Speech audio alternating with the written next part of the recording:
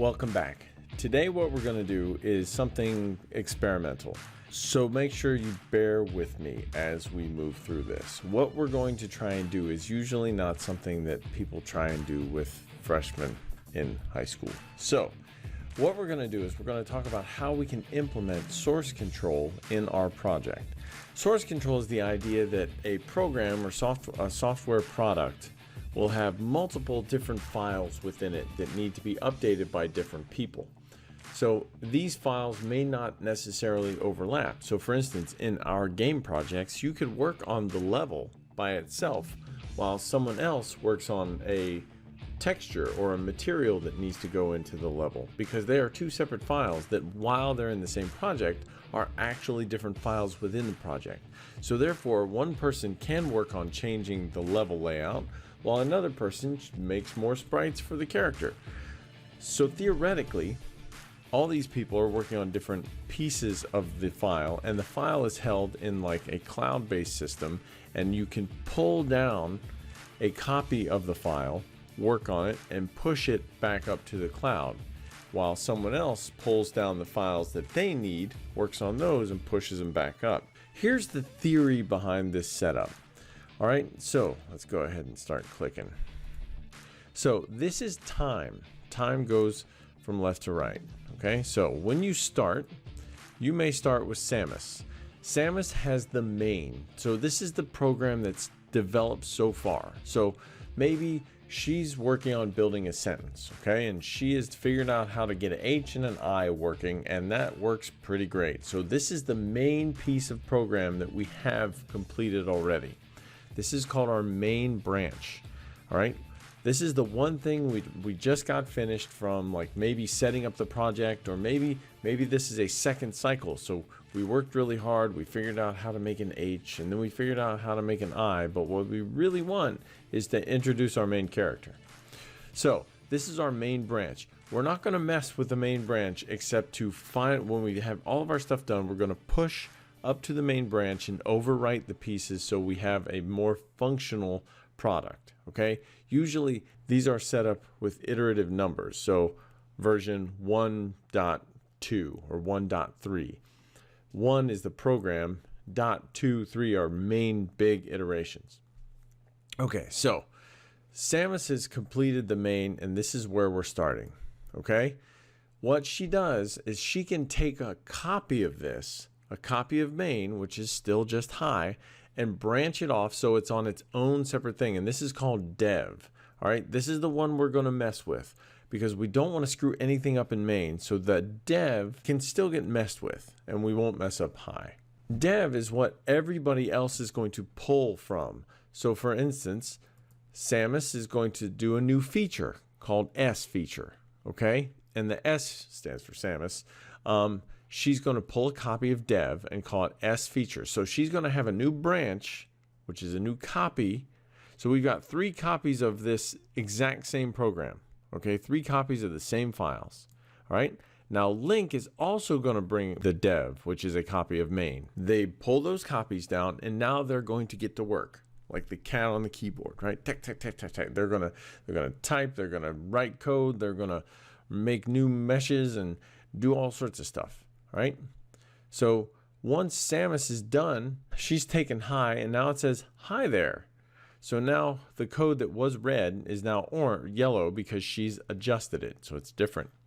Link has added hi, comma, I'm Link. So there's different pieces that have been added to the same code. So now these are not totally, but very different pieces of code. Okay, here's where Mario comes in. Mario is all about punctuation. So he's going to take Link's piece of code and branch off of that because he doesn't want to rewrite the I'm Link part. He's just going to take that off and add a period at the end. Now, the hi, I'm Link continues on like it's its own copy. Mario broke off his own piece. Now, when Mario finishes, he adds his period, and now it says hi, I'm Lunk.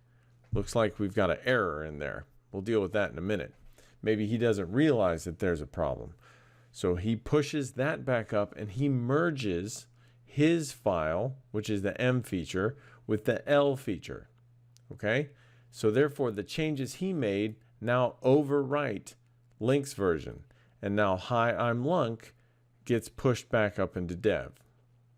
Except we're not pushing it yet. Next, there's hi there. Hi there gets pushed into dev, which means that changes that Samus made are now made to the dev program. All right, so now dev from here forward says hi there.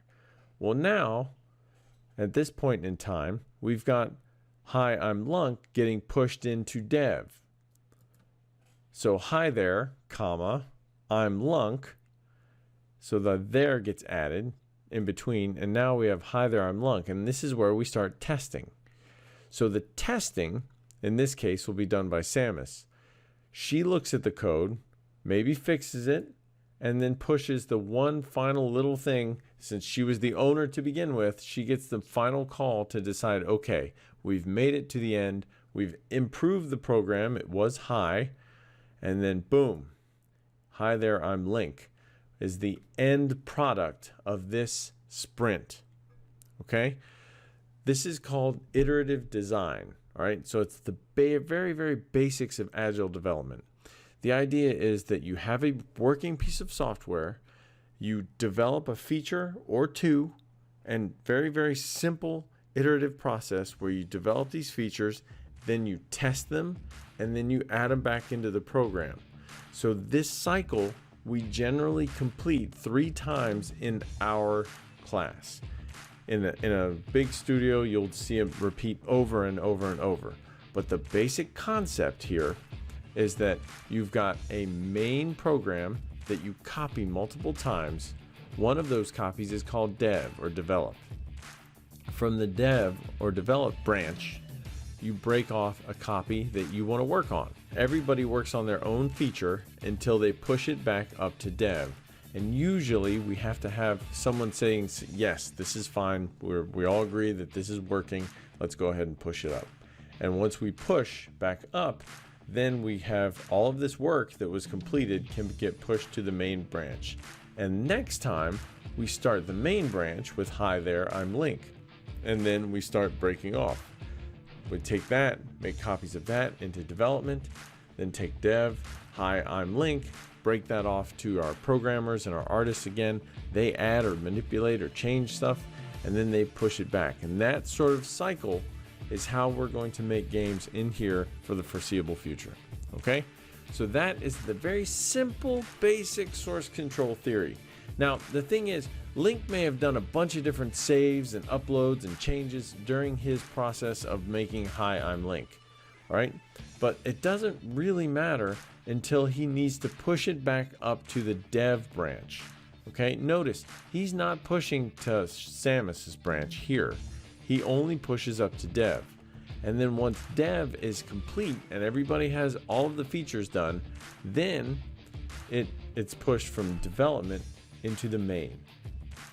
Okay? It's very important that you sort of understand this process, because this is going to be how we're going to work on our games from here to the end. Most high schools don't do this. This is kind of complicated, but if we can get this working, it will allow us all to work in a way that's very, very professional, and it allows us to work on our own individual pieces. So I'm hoping this will work well. And for that, that's going to be it for this video. This is just the simple source control theory. Next video, I'm going to start talking about how we're going to use GitHub to actually implement this source control. All right, I'll see you next time.